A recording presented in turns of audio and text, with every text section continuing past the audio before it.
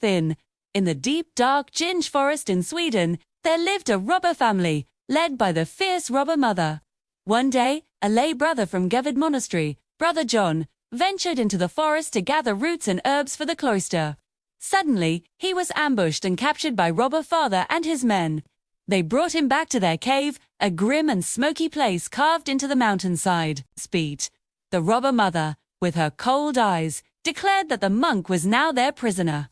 Days turned into weeks, and Brother John remained in the cave, treated not as a prisoner, but almost as one of the family.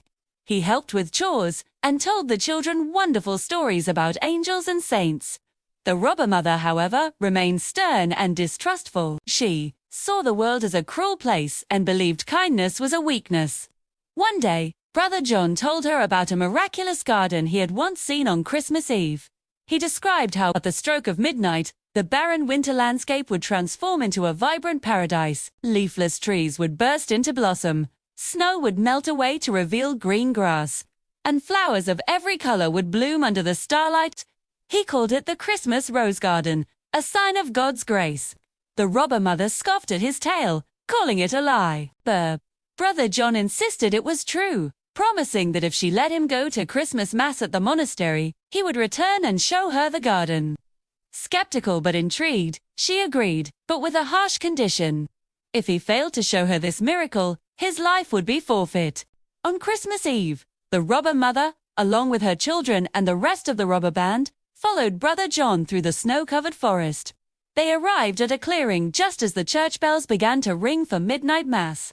The air was cold and still. The robber mother's heart was filled with doubt and anger, ready to unleash her wrath on the monk for his deception. But then, as the last bell chimed, a wondrous change began. A warm light spread through the clearing. The snow melted away, and the frozen earth softened.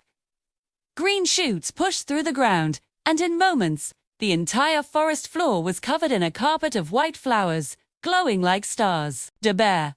Branches of the trees sprouted leaves and blossoms, and the air filled with a sweet, heavenly fragrance. Birds began to sing, and a sense of profound peace settled over everyone. The robbers stood in stunned silence, their tough exteriors melting away in the face of such beauty. Even the robber mother was speechless, her eyes wide with a wonder she had never known. She knelt down and gently touched one of the delicate white flowers, a Christmas rose. In that moment, her hardened heart began to soften. She saw not a cruel world, but one filled with unexpected grace and beauty. She turned to Brother John, not with anger, but with tears in her eyes. She understood the truth of his story and the power of faith. From that day on, the robber mother was a changed woman. She and her family left their life of crime behind.